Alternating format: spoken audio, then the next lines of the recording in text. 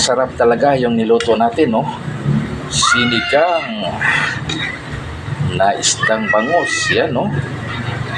Yan, abangan niyo ang ating video mga kabay hanggang dulo. Ito yung lutuin natin mga kabay. Yan, naka-slice na ang ating lulutuin na isdang bangus.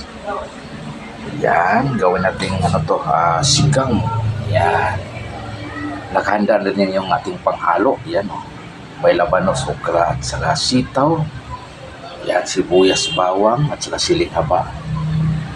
At saka kamatis, talong. Yan. Yan, nakasalang na ang ating ulam, ang ating sinigang na bangus. Yan. Hintayin na lang natin ito pag ito'y kumulo na. Yan, mabilis lang maluto ito mga kabay. Isunod natin yung dahon tapos timplahan. Yan, no? Ang daming sabaw. Yan ang gusto ng mga kasamahan namin, mahilig sa sabaw. Yan. Yan, kumukulo na ang ating niluluto na ulam, sinigang. Yan, kumukulo na mga kabay. Yan.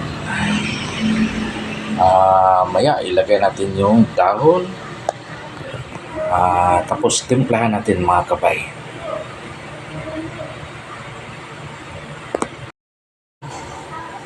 Tuloy-tuloy ang ating pagluto mga kabay. Yan, no? Mabilis maluto ito, yung isda. Yan. Lagay natin ng buo, no?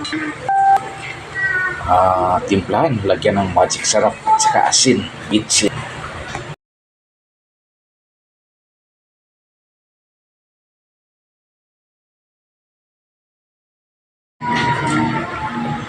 Yan, ilagay natin yung ibang gulay mga kabay.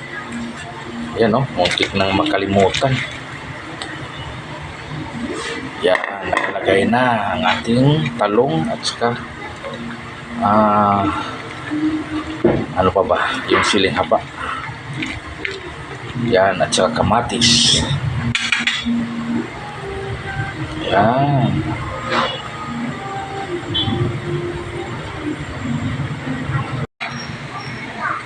Yan, malapit na maluto to mga kabay.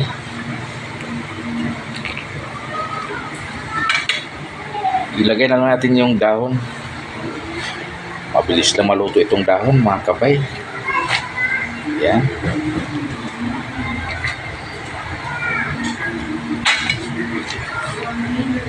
At saka natimplahan na din ito.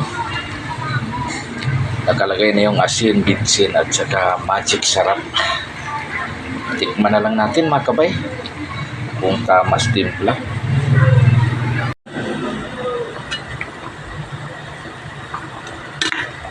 Okay, luto na ito mga kabay.